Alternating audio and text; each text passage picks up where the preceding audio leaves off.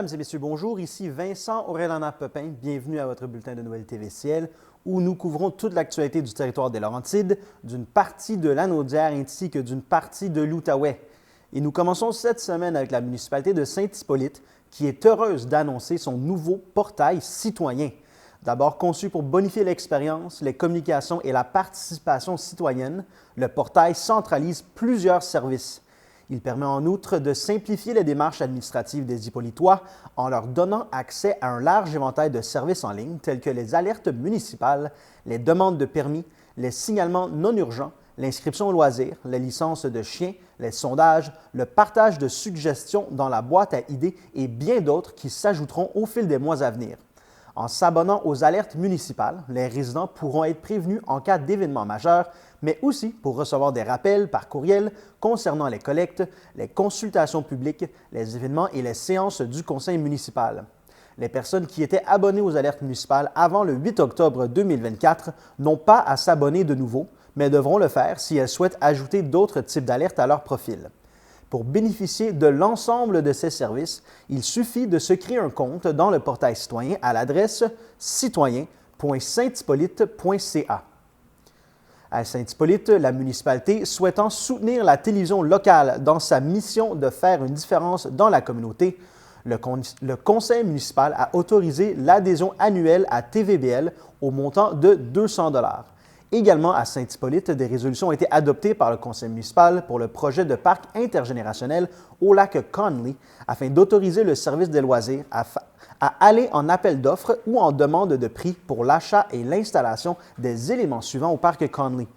Un toit au-dessus de la patinoire, des modules de jeux pour enfants, des modules d'hébertisme et d'escalade, un parc de planches à roulettes, un terrain de pétanque.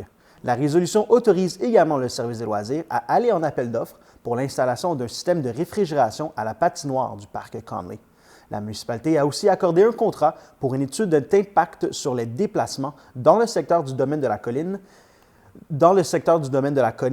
Et cela a été accordé à Équipe Laurence au montant de 13 700 $ plus les taxes applicables. Le conseil municipal a adopté un règlement d'emprunt de 6,5 millions de dollars pour la construction d'un nouveau garage municipal. Rappelons que le ministère des Affaires municipales et de l'Habitation a confirmé par lettre que ce projet est admissible à une aide financière pouvant atteindre 60 % des coûts. De plus, l'actuel garage municipal accueillera l'écocentre et des locaux pour la division Parcs et Espaces verts. La municipalité de Saint-Hippolyte soumettra à la MRC de la Rivière-du-Nord le projet de création d'une aire protégée sur les terres publiques de la municipalité, lesquelles ont un potentiel pour contribuer à la connectivité écologique à l'échelle régionale. Ce projet permettra non seulement de consolider la connectivité, mais aussi de protéger la biodiversité et l'habitat de nombreuses espèces fauniques d'intérêt, dont certaines en situation précaire. Notons que la municipalité s'est associée au CRPF et à l'organisme Éco-Corridor Laurentien afin de coordonner cette démarche. Toujours à Saint-Hippolyte, Moisson-Laurentide tiendra une collecte de fonds pour la Grande Guignolée des médias le 5 décembre 2024 aux 2 points de collecte suivants, soit le chemin du lac Bleu, près de l'intersection du chemin des Hauteurs, et sur le chemin du lac de l'Achigan, près de l'intersection du chemin des Hauteurs. C'est dans le cadre des Journées de la culture 2024 que la municipalité de Saint-Hippolyte a procédé le mois dernier au parc du Grand Héron, au lancement officiel de sa nouvelle politique culturelle. C'est au slameur-poète Marc Sauvageau, porte-parole des Journées de la culture 2024 dans les Laurentides, qu'a été confié l'honneur de présenter ce document fondamental pour la vie culturelle hippolytoise. 20 ans après l'adoption de la première politique culturelle hippolytoise, une démarche de mise à jour s'imposait pour renouveler les perspectives et les orientations en matière de développement local. La culture étant un pilier important de sa dynamique sociale, économique et éducative, la municipalité reconnaît la pertinence de soutenir sa vitalité et son caractère unique. Cela se traduit par l'éclosion d'événements surprenants et originaux, la poursuite d'une programmation variée ainsi que la mise en valeur des richesses naturelles du milieu à travers les arts. En encourageant la participation citoyenne, la vie culturelle de Saint-Hippolyte veut demeurer accessible à toutes et tous. Elle stimule l'effervescence de la communauté artistique locale et s'inscrit dans une dynamique de développement durable. Elle constitue un lien social qui tisse la trame de la collectivité et élève la municipalité au rang de foyer culturel florissant. Elle relie les générations, favorise l'inclusion et suscite l'innovation. En somme, la nouvelle politique culturelle aspire à créer un environnement propice à la créativité individuelle et collective. La municipalité de Saint-Hippolyte remercie les membres du comité de la politique culturelle, soit Jessica Pénillon, artiste peintre et citoyenne, Marie-Ève Turgeon, artiste illustratrice et citoyenne, Jacinthe Moffat, artiste vidéaste et citoyenne, Jean-Pierre Fabien, auteur, collaborateur au journal communautaire Le Sentier des citoyens, Alain Lefebvre, conseiller municipal chargé des dossiers culturels, et Louis Croteau, directeur du service des loisirs, des sports et du plein air et de la vie communautaire, ainsi que le maire Yves Dagenet. Il explique que la signature municipale de la ville réfère à une réalité beaucoup plus grande que la nature généreuse qui l'entoure et qu'elle exprime également la force d'une communauté tissée, serrée, engagée et créative. Il ajoute que le riche passé historique et patrimonial de la ville, ainsi que la transmission de la mémoire et du savoir hippolytois, notamment à travers ses familles ancestrales toujours bien ancrées, sont des assises fondamentales de son identité. Il mentionne aussi que ce document s'inscrit dans un tournant de l'histoire collective, marqué par une croissance démographique importante et une préoccupation constante pour la protection des milieux naturels. La MRC des Pays d'en haut invite ses résidents à participer à la démarche consultative pour partager leur avis de la MRC qui se déroulera le 26 octobre prochain de 9h à midi au Centre sportif des Pays d'en haut à Sainte-Adèle. Rappelons que la MRC souhaite adopter une nouvelle politique culturelle adaptée aux réalités d'aujourd'hui en intégrant une orientation spécifique au patrimoine, ce qui fait en sorte que la MRC souhaite que sa nouvelle politique culturelle devienne une politique culturelle et patrimoniale. Cette consultation publique sur le patrimoine interpellera autant les citoyens, les organismes que les artisans du patrimoine. Pour des questions de logistique, la MRC demande aux personnes intéressées de participer de bien vouloir confirmer au préalable leur présence en remplissant le formulaire d'inscription disponible sur son site Web. La MRC des Pays d'en haut est ravie de dévoiler le lancement du tout premier programme de financement additionnel régional dans les Laurentides en partenariat avec La Ruche. Grâce à cette entente, les entrepreneurs souhaitant amorcer un virage numérique sur le territoire de la MRC pourront bénéficier d'un soutien financier accru. Les projets sélectionnés ayant réussi leur campagne de sociofinancement sur la ruche pourront obtenir une subvention supplémentaire allant de 2 500 $ à 5 000 $. Avec une enveloppe de 10 000 $ disponible jusqu'au 1er novembre 2025, c'est l'occasion rêvée pour les entrepreneurs de la région de donner un coup de pouce à leur projet numérique. Si vous êtes admissible, visitez dès maintenant laruchequebec.com pour soumettre votre projet et découvrir tous les détails de ce programme. Lors de son plus récent conseil tenu à l'Estérel, la MRC des Pays d'en haut a mis en lumière des initiatives majeures, le dépôt de la programmation 2024 du plan climat, un apport d'argent dans un fonds d'urgence en logement et des compétitions de natation qui se tiendront dans les bassins Desjardins du Centre sportif Pays d'en haut. À la suite d'un appel à programmation du ministère des Affaires municipales et de l'Habitation dans le cadre du programme Accélérer la transition climatique locale, la MRC prépare le dépôt d'une première programmation financée à hauteur de 80 % par le ministère. Pour ce faire, la MRC a invité ces municipalités à élaborer des projets visant l'adaptation au changement climatique.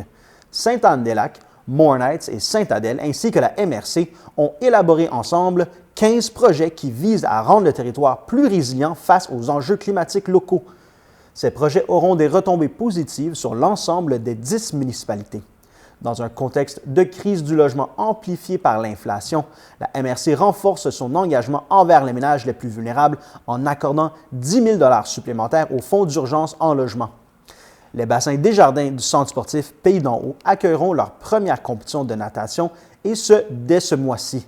En effet, le club de natation Gamin entamera ce premier cycle de compétition en matinée le 12 octobre, suivi du club de natation Neptune le 17. Enfin, la fin de semaine du 14 et 15 sera consacrée aux compétitions que tiendront ces deux clubs durant ces périodes.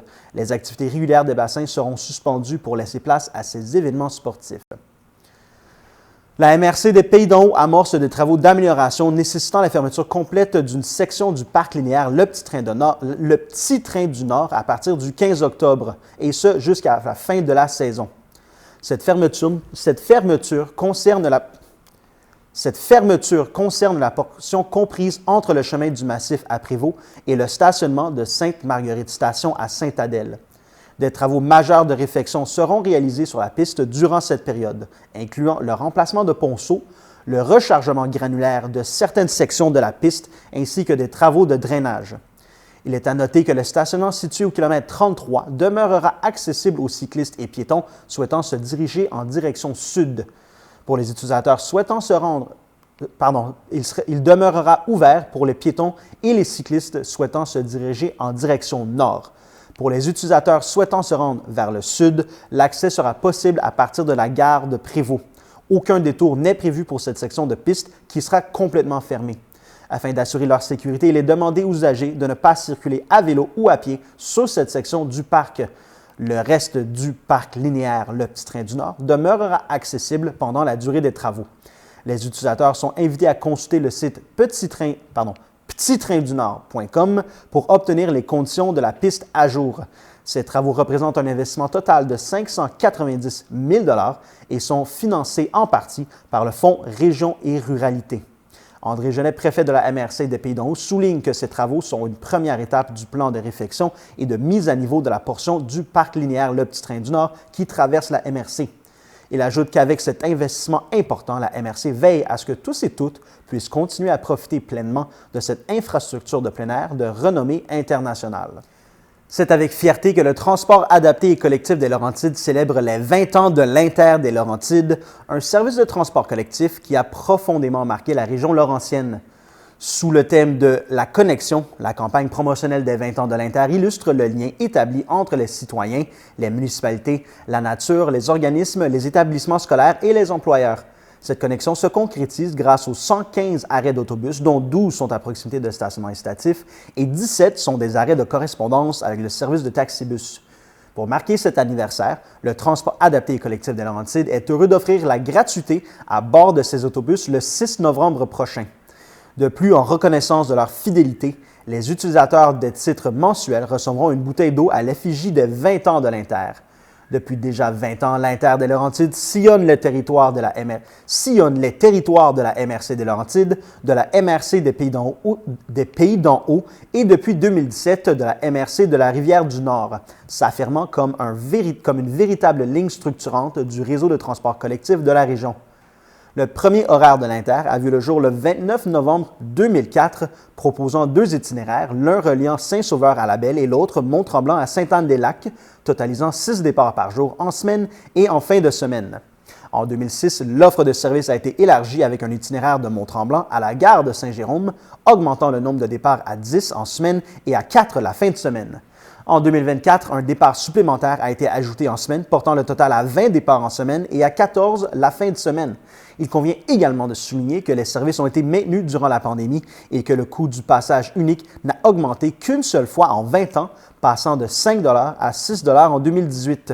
La vente de titres mensuels a triplé depuis 2019 et le nombre de passages a grimpé de 13 825 en 2005 à 137 231 en 2023, témoignant de l'engagement des usagers et usagères envers ce service et de l'accroissement de la demande.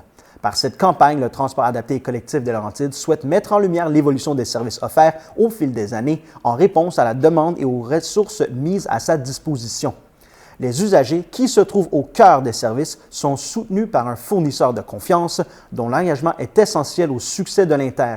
Cet anniversaire sera l'occasion de reconnaître l'engagement des usagers et de valoriser le travail des employés de première ligne, en particulier le personnel du service à la clientèle et les chauffeurs d'autobus.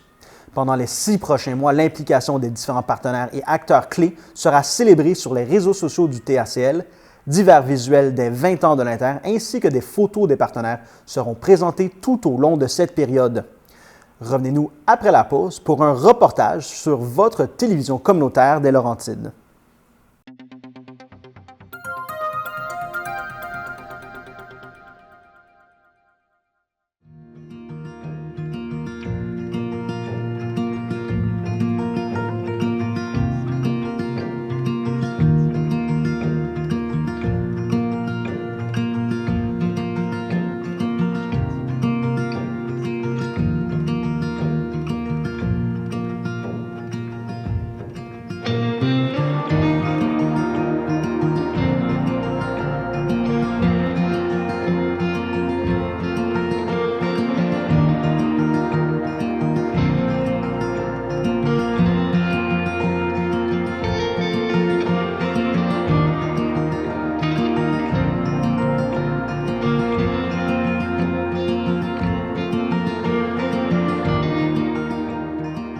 TVCL dessert les Laurentides, Lanaudière et une partie de l'Outaouais, 600 000 de population en tout et 40 municipalités.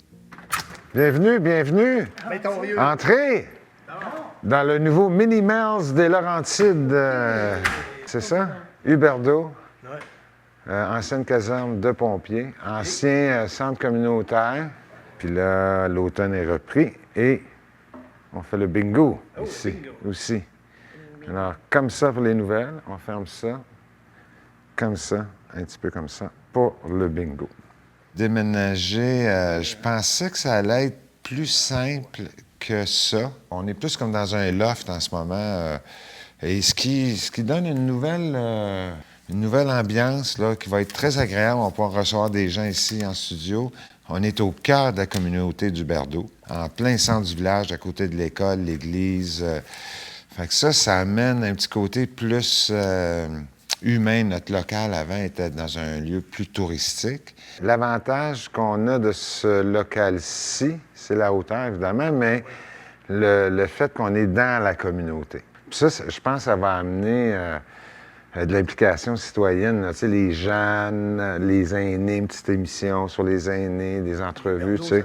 Bien, j'ai une mission genre plus personnelle, puis j'ai une mission normale, là, tu sais, d'une télé communautaire qui doit faire des nouvelles locales, permettre à des gens d'évoluer puis d'apprendre dans le domaine de la télévision, de la caméra, de l'éclairage, le son, qui est toujours un défi. Hein? Faire découvrir notre région aux autres régions autour, faire découvrir des personnalités qui ont beaucoup d'influence ou qui travaillent fort dans des OBNL, qui ont besoin de cette visibilité-là. Tu sais, on fait des entrevues, exemple, avec une émission Entrepreneurs en action. On rencontre plein d'entrepreneurs.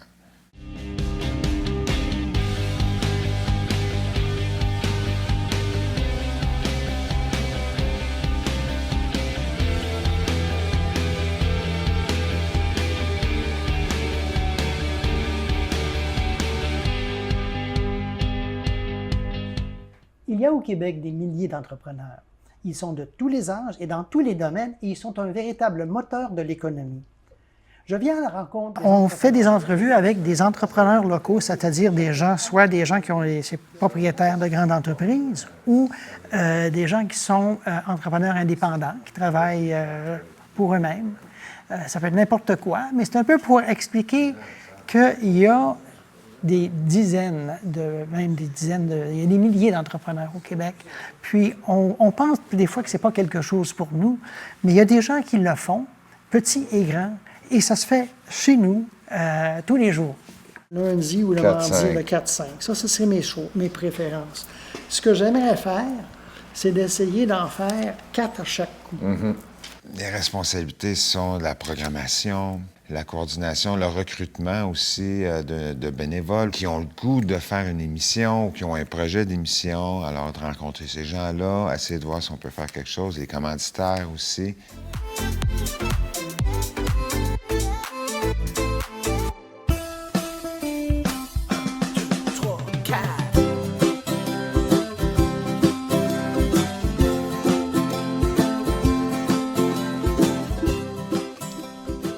Voici mon nouveau jouet.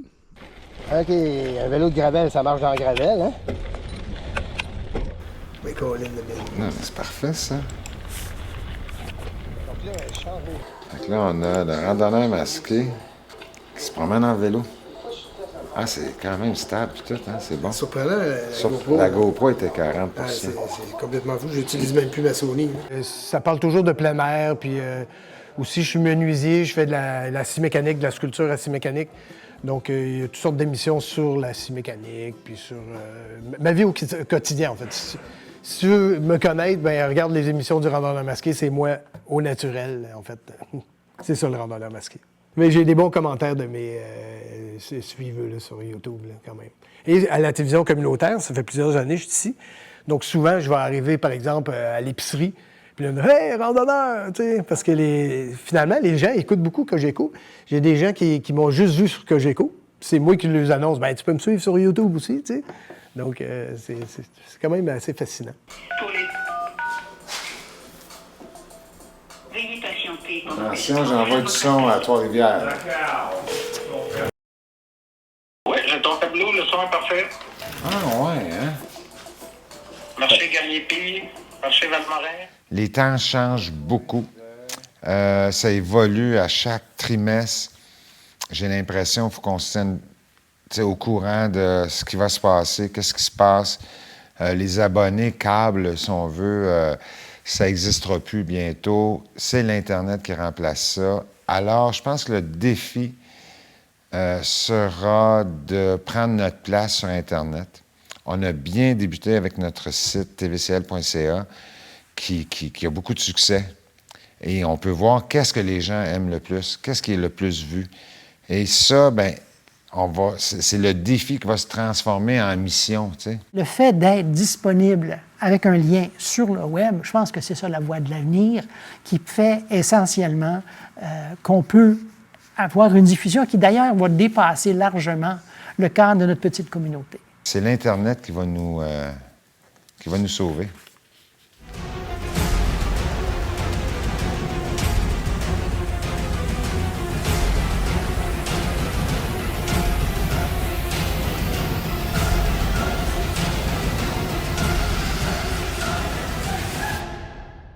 L'aventure Survie en forêt, c'était quand même un gros défi. 26 épisodes de 30 minutes en 4 jours. Ça prend du monde d'attaque puis passionné pendant le tournage, là, qu'on n'échappe à rien puis que ça va bien. Puis on a été chanceux. Là. Au tournage, on a été très, très, très chanceux. Puis après ça, on a monté tout l'automne. Là. Ça a fait 26 épisodes. Dans le dernier épisode de Survie en forêt de Laurentide, nous avons assisté au premier souper de groupe de nos aventuriers.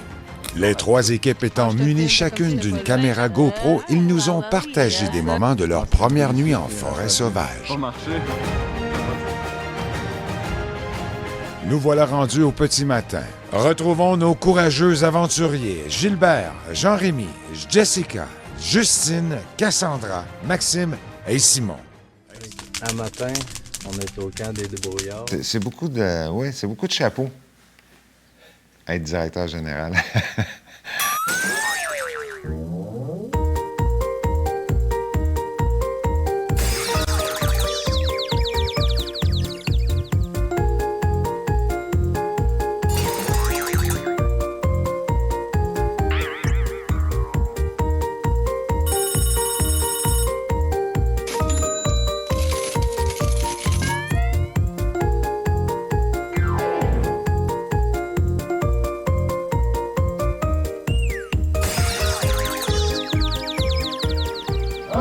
Puis là, j'ai du son et de la musique dans mes oreilles.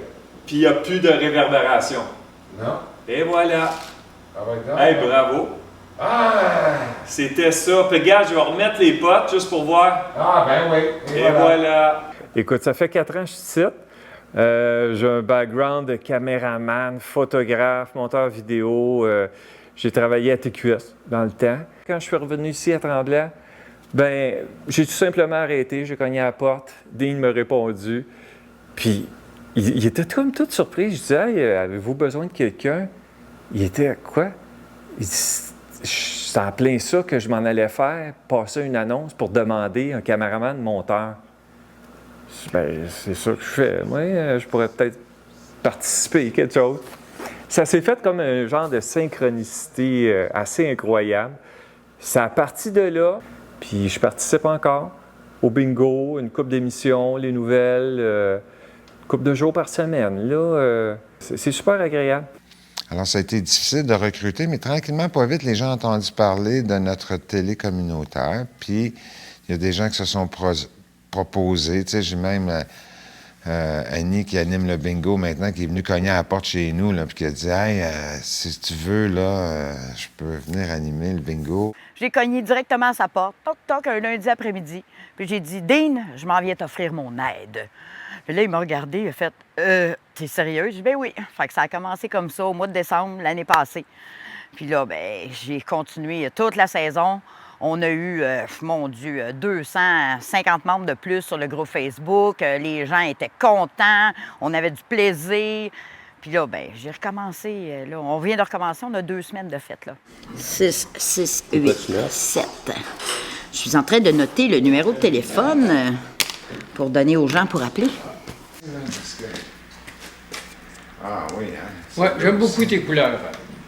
Moi, c'est toujours un plaisir. J'ai eu la piqûre un jour de la caméra, puis écoute, ça fait plus que 20 ans que j'ai pris ma retraite. Puis ici, ça fait 10 ans là, que je fais ça bénévole, puis j'aime ça beaucoup, beaucoup.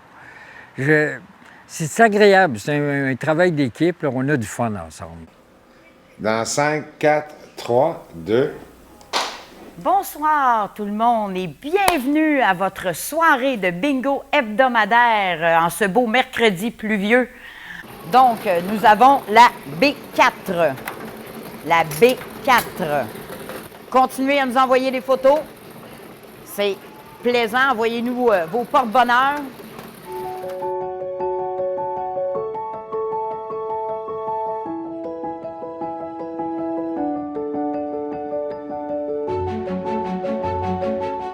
Ça fait 5 ans que je suis ici. Là. Je suis tellement bien ici que tout le monde sont tellement agréables. Puis ça me donne l'occasion aussi d'essayer des affaires, voir des affaires, accomplir des défis là, que je pensais pas être capable nécessairement de faire. Là, ça fait appel à toute ta débrouillardise, ça fait appel à tous tes talents, ça fait appel aux autres autour de toi aussi de donner leur maximum. Mais il faut que ça soit agréable. Il faut pas que t'es pousses à un point que t'es pères. Là, t'sais. Fait que c'est tout dans la fraternité, dans le plaisir. Moi, je leur dis toujours, faut avoir du fun. Salut la gang à la maison, je vous salue. Bonne saison de bingo, bonne chance à vous. 1 500 $ à gagner à chaque semaine. Qui viennent nous voir aussi. Oui, hein? En studio ici, on a environ 25 places pour recevoir les gens. Venez-vous-en avec nous.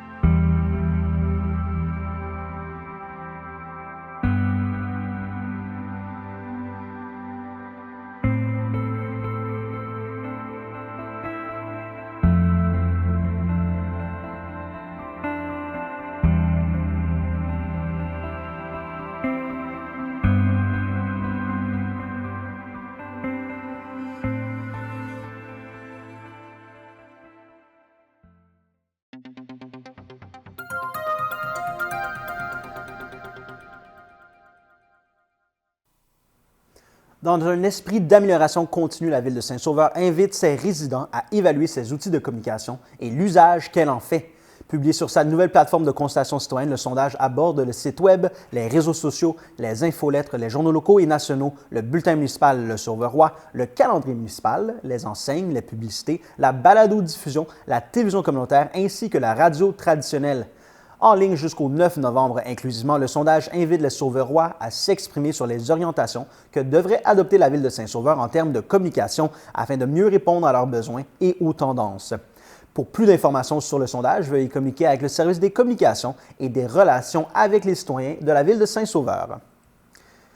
La Ville de Saint-Sauveur repousse la réouverture de l'intersection du chemin du lac Miette et de l'avenue de la Gare au 8 novembre. À l'écoute et sensible aux réalités des commerçants situés sur le chemin du lac Miette, la Ville a, dans les derniers mois, revu le séquençage initial des travaux ainsi que certains aménagements afin de permettre un meilleur accès au commerce tout en demeurant sécuritaire. La Ville a, par conséquent, apporté de nombreuses modifications à ses échéanciers et à ceux de ses fournisseurs. Bien que profitables, ces changements forcent un décalage de quelques jours dans la production et la livraison du granit qui doit border les trottoirs et traverses piétonnes. La Ville est consciente que ces travaux représentent un inconvénient pour les citoyens et commerçants du secteur et, dans cette optique, continue de tout mettre en œuvre pour mener à bien les travaux le plus rapidement possible, tout en préservant l'effervescence économique caractéristique de ce secteur dans un cadre sécuritaire. Ainsi, elle invite tous et chacun à faire preuve de patience et à consulter le dépliant des chemins de détour qui est distribué à l'ensemble des adresses résidentielles et commerciales du territoire.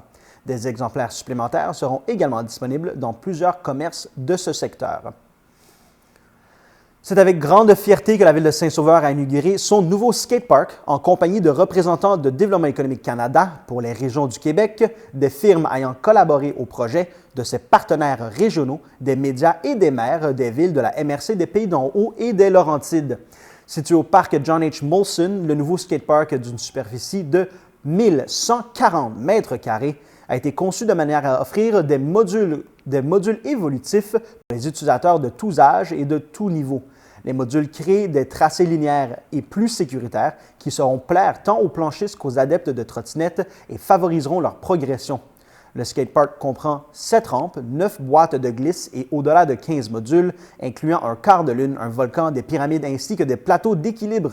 Ces modules s'élèvent à des hauteurs qui varient entre 1 demi-mètre et 2 mètres. Les surfaces d'asphalte traditionnelles ont été remplacées par du béton lisse qui permet un roulement plus doux et une plus grande sécurité en cas de chute. La Ville a également veillé à harmoniser ce plateau sportif avec son environnement et la nature qui l'entoure grâce à des aménagements paysagers qui offrent une expérience visuelle d'exception aux utilisateurs et aux spectateurs. Afin de respecter ses engagements en termes de développement durable et réduire son empreinte environnementale, la Ville a conçu les murets de soutèlement ainsi que les aménagements paysagers avec des matériaux granulaires et des blocs récupérés lors de travaux effectués durant la saison estivale, notamment ceux des opérations d'excavation pour la construction du skatepark. La butte pour la glissade sur neige en hiver, autrefois construite chaque année à l'aide de canons à neige, a également été intégrée de manière permanente au skatepark. Cette structure offre aux visiteurs un espace de repos surélevé ainsi qu'un point de vue sur l'ensemble du plateau sportif. Cette inclusion permettra à la Ville de réduire son impact environnemental, de même que les coûts d'opération dédiés à la construction de la glissade sur neige de 10 000 $ par année. À l'écoute de ses citoyens et soucieuse d'élaborer un concept répondant aux besoins, la Ville avait tenu une consultation publique en mai 2021 afin de récolter les désirs et propositions de près de 75 usagers du skatepark. Ouvert depuis le mois dernier, le skatepark a déjà accueilli des centaines de planchistes et ravi les citoyens qui l'attendaient avec impatience depuis plusieurs mois.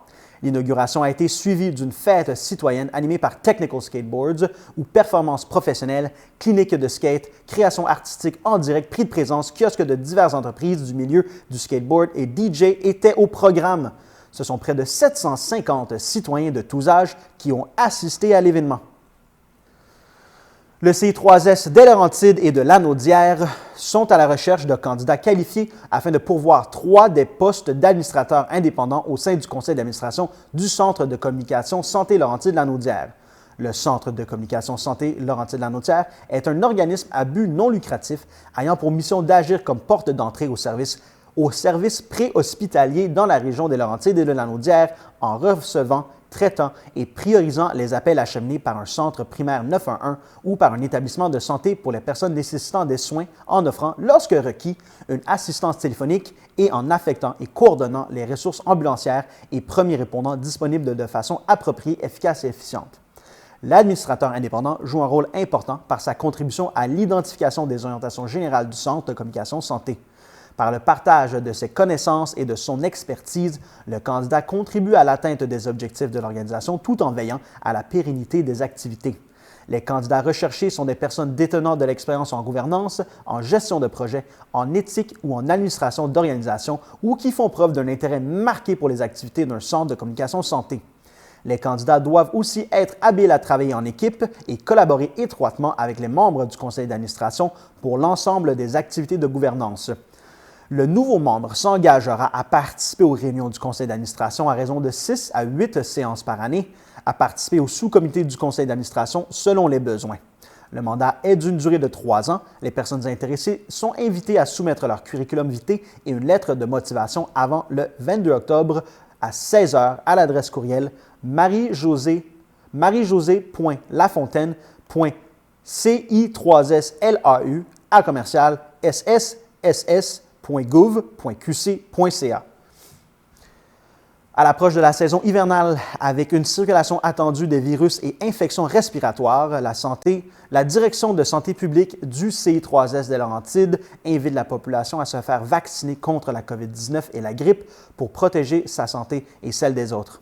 Depuis le 16 octobre, la campagne de vaccination a débuté dans la région et offre gratuitement à toute la population le vaccin contre la grippe et la COVID-19 et à certains groupes le vaccin contre les infections à pneumocoques. La vaccination est particulièrement recommandée aux personnes qui risquent de développer des complications si elles contractent ces virus et infections respiratoires. Les personnes vulnérables ou à risque sont encouragées à prendre rendez-vous dès maintenant. Ces personnes sont les personnes résidant en centre d'hébergement et de soins de longue durée ou en résidence privée pour aînés ou vivant dans d'autres milieux collectifs comportant une proportion élevée de personnes aînées et vulnérables, les personnes âgées de 60 ans et plus, les personnes immunodéprimées, dialysées ou vivant avec une maladie chronique, les femmes enceintes et les parents de bébés de moins de 6 mois, les travailleurs et les travailleuses de la santé et les adultes vivant en régions éloignées ou isolées. La population générale pourra également prendre rendez-vous La population générale peut également prendre rendez-vous depuis le 16 octobre. Pour faciliter l'accès aux services, la vaccination est offerte dans l'ensemble des points de service locaux de la région ainsi que dans certaines pharmacies communautaires. Il est possible de recevoir les vaccins contre la COVID-19 et la grippe lors de la même séance de vaccination. La prise de rendez-vous est obligatoire en ligne sur clicsanté.ca ou par téléphone au 1-877-644-4545. Afin de limiter la propagation des virus et mieux protéger les plus vulnérables. La Direction de santé publique des Laurentides rappelle également l'importance de poursuivre les mesures de prévention telles que le lavage des mains, la limitation des contacts ou le port du masque en cas de symptômes. En présence de fièvre, il est recommandé de rester à la maison. La Ville de Mont-Tremblant est à la recherche de citoyens engagés pour siéger au sein de son comité consultatif d'urbanisme, aussi appelé un CCU. Le CCU joue un rôle clé en examinant les projets soumis et en formulant les recommandations au conseil municipal. C'est l'occasion idéale pour ceux et celles qui s'intéressent à l'aménagement du territoire et au développement durable. Les critères d'admissibilité sont résidés à Mont-Tremblant, est disponible périodiquement pour des réunions, habituellement en matinée les lundis.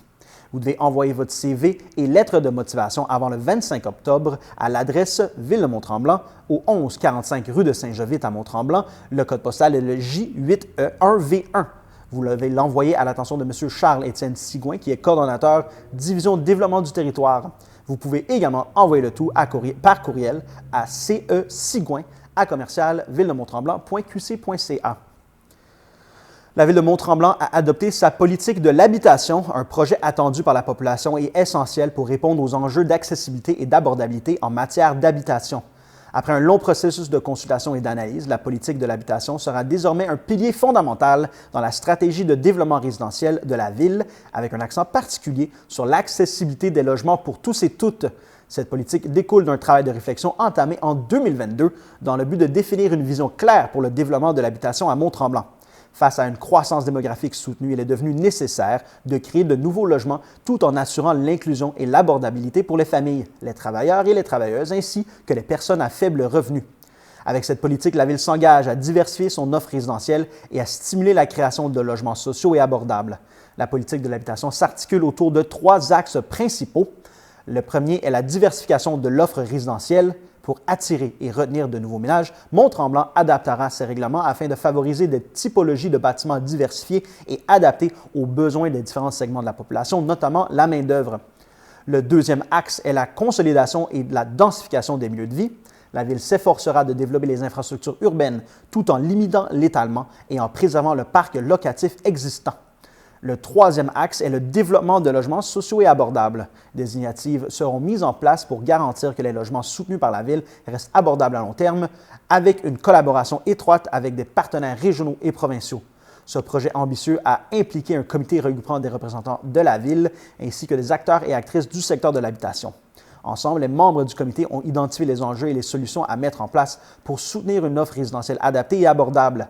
Catherine Drouin, membre du conseil et du comité sur la politique de l'habitation, s'est exprimée à ce sujet. Elle mentionne que l'adoption de cette politique marque une étape cruciale pour Mont-Tremblant et que la Ville veut s'assurer que chaque citoyen, peu importe sa situation financière, ait accès à un logement qui correspond à ses besoins. Elle ajoute que cet outil aidera la Ville à avoir une planification intelligente qui favorisera une mixité sociale qui est un aspect important pour les membres du conseil. La Ville mettra en œuvre divers moyens financiers, réglementaires et fonciers pour atteindre les objectifs fixés dans cette politique. Parmi les mesures, on compte l'identification de nouveaux incitatifs fiscaux pour encourager la construction de logements abordables, le ciblage de terrain pour de futurs développements résidentiels, ainsi que des programmes de soutien pour la rénovation et la préservation du parc locatif. De plus, la Ville entend maintenir la taxation sur les résidences de tourisme en vigueur depuis 2023, nécessaire pour réguler le marché et soutenir le développement des logements abordables. Avec ces actions, Mont-Tremblant se dote d'outils concrets pour faire face aux défis de l'habitation et s'assurer que tous les citoyens actuels et futurs puissent trouver un logement adapté à leurs besoins.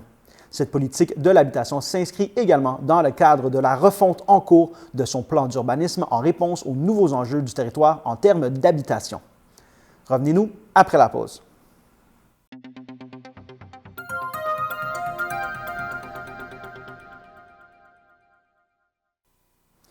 Le service des infrastructures de la Ville de Mont-Tremblant souhaite informer la population que des opérations de détection de fuite d'eau par auscultation se tiendront du 23 au 28 octobre dans le secteur village et station. Les travaux auront lieu de nuit entre 21h et 7h. Conséquemment, des véhicules de signalisation pourraient circuler de nuit durant cette période. Ces travaux n'auront aucune incidence sur le réseau d'aqueduc, aucune interruption ni baisse de pression n'est à prévoir. La Ville de Mont-Tremblant réaffirme son engagement dans la lutte contre les changements climatiques en devenant la deuxième ville du Québec à instaurer une écotaxe sur les émissions de gaz à effet de serre, une mesure visant à compenser les impacts environnementaux générés par les nouvelles constructions. L'écotaxe sur les gaz à effet de serre représente une avancée importante et efficace pour la protection de l'environnement à Mont-Tremblant.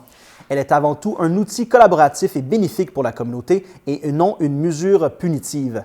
Elle est conçue dans une volonté de compenser les émissions de gaz à effet de serre associées au projet de construction et de protéger la végétation qui joue un rôle clé dans la captation du CO2. Cette mesure complémentaire s'inscrit dans les actions du plan climat 2021-2025 et du plan d'action en environnement 2021-2025 de la Ville de Mont-Tremblant, tout en suivant une approche d'éco-fiscalité promue par le gouvernement du Québec pour encourager les pratiques de construction respectueuses de l'environnement et les comportements éco-responsables. Tous les fonds récoltés serviront exclusivement à financer des projets écologiques locaux tels que la plantation d'arbres, des initiatives de conservation de la biodiversité et des actions visant la réduction des émissions de gaz à effet de serre. L'écotaxe est calculée en fonction de la superficie au sol du bâtiment. Le montant prélevé reflète l'impact environnemental d'une construction. Par exemple, pour un bâtiment résidentiel d'un étage de 80 mètres carrés, la taxe s'élève à 126,35 $. Toutefois, pour le même bâtiment, mais sur 2 étages dont la superficie totale est 160 mètres carrés, le coût de la taxe n'augmentera pas. L'écotaxe s'appliquera uniquement aux nouvelles constructions de 70 mètres carrés et plus.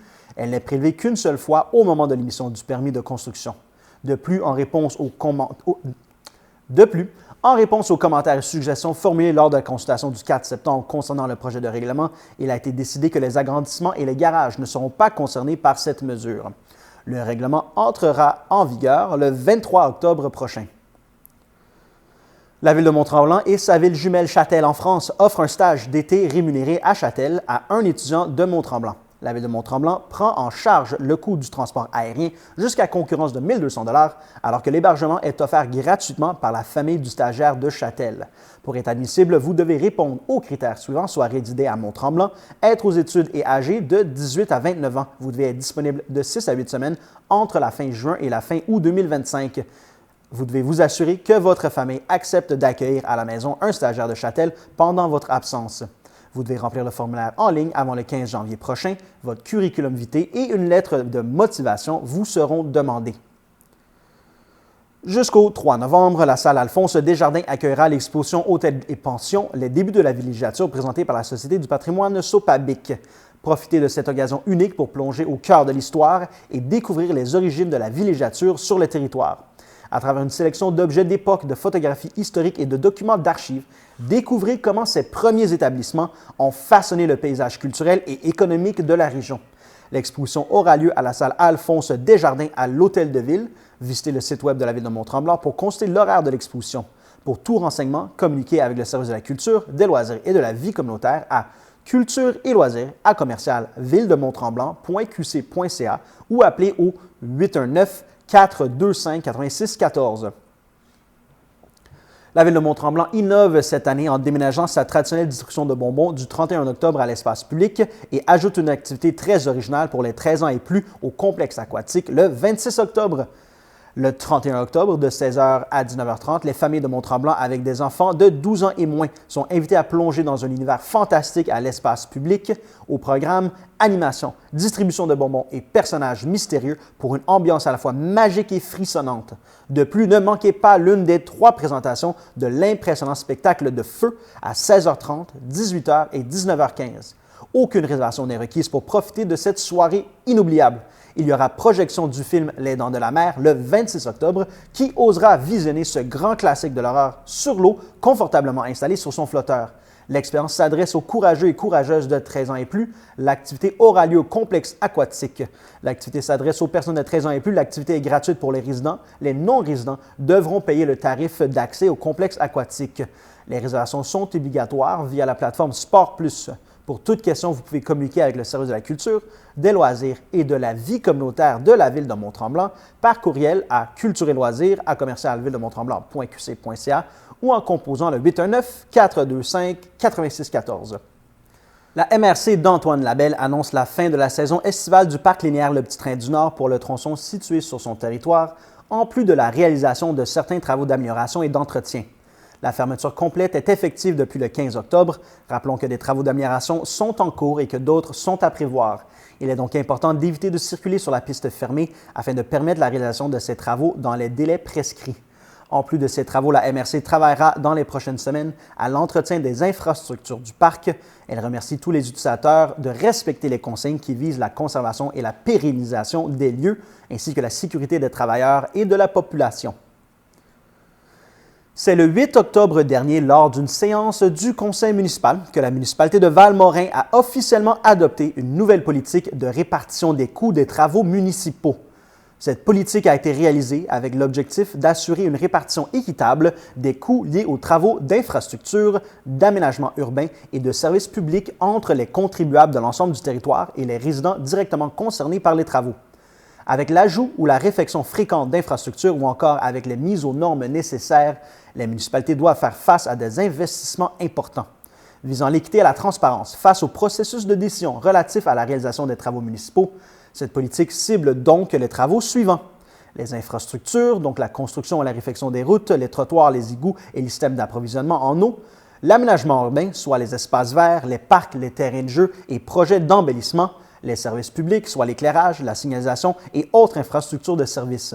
Le principe de base de cette politique prévoit que le coût de construction des nouvelles infrastructures est imputé aux promoteurs ou aux résidents des secteurs concernés, tandis que les frais de réfection des infrastructures routières existantes sont répartis entre l'ensemble des contribuables de la municipalité et les frais de réfection des infrastructures d'égouts ou d'aqueducs sont répartis entre les propriétés raccordées ou susceptibles d'être accordées des réseaux concernés.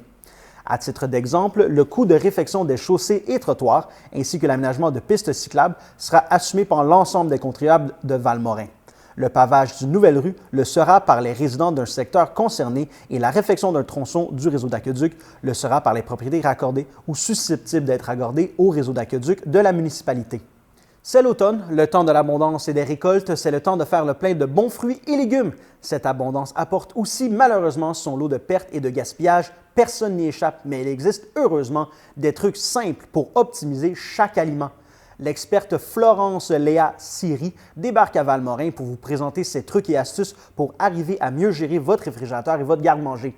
Vous l'avez sûrement déjà vu dans votre télévision aux côtés de Stéphane Bellavance à l'émission Moi je mange à Télé-Québec, entre autres. C'est l'experte de la lutte contre le gaspillage alimentaire. Sa mission d'éducation populaire l'amène à animer une centaine de conférences par année. Elle accompagne les entreprises, les institutions et les organismes en développement des contenus ou des formations en ligne sur mesure. Elle sera à Val-Morin au Théâtre du Marais le 3 novembre prochain à 15h. À Val-Morin, le sprint de l'Halloween arrive à grands pas. Impossible de penser à l'Halloween sans penser aux citrouilles. Quel beau moment vous pouvez passer avec les enfants à les décorer. Cette année, pourquoi ne pas rendre l'utile à l'agréable en participant à un atelier supervisé par une professionnelle du bricolage, soit Jacinthe Duval. L'atelier de décoration de citrouilles se déroulera le dimanche 27 octobre de 13h à 16h au parc des Férias de Val-Morin. Bonne nouvelle, le prix d'inscription passe de 10 à 5 $ pour duo enfants-parents. Et comme c'est une activité d'Halloween, vous pouvez venir costumé. Pour plus d'informations ou pour vous inscrire, communiquez avec le service des loisirs au 819-324-5670 ou au loisirs et culture à commercial valmorin.ca. L'activité aura lieu à l'église en cas de pluie. La politique de gestion du fonds vert étant maintenant adoptée, la municipalité de Valmorin est à la recherche de projets porteurs, innovateurs afin de protéger l'environnement, les écosystèmes, la biodiversité et de sensibiliser la population valmorinoise sur ces enjeux. Qu'il s'agisse d'études ou de travaux de recherche, d'activités ou campagnes de sensibilisation ou d'éducation, d'actions structurantes, d'événements de nature environnementale ou de projets visant à la protection de l'environnement, les projets peuvent être soumis par des organismes de Valmorin. Ils doivent poursuivre une mission basée sur les orientations de la politique environnementale en vigueur, en plus de correspondre aux thèmes de la politique, soit l'eau, le sol, l'air, la biodiversité, la gestion des matières résiduelles, la lutte contre les changements climatiques ou la consommation d'énergie. Les projets déposés seront analysés et étudiés par le comité consultatif en environnement. La municipalité a constitué un fonds disposant d'une enveloppe globale de 20 000 $ pour soutenir les projets répondant aux critères recherchés. La mairesse de Valmorin, Donna Salvati, mentionne qu'avec cette enveloppe de 20 000 $, les membres du conseil souhaitent favoriser l'émergence d'initiatives visant la protection des richesses naturelles du territoire. Elle ajoute que les événements perturbateurs qui se produisent en raison des changements climatiques sont beaucoup plus fréquents qu'auparavant et qu'il est donc du devoir à tous d'agir afin de protéger l'environnement. Pour en connaître davantage sur les critères d'admissibilité et sur les étapes à suivre pour le dépôt d'un projet, visitez le site web de la municipalité de Valmorin. Voilà, c'était tout cette semaine pour votre bulletin de nouvelles TVCL. Je vous remercie d'avoir été à l'écoute. À la semaine prochaine.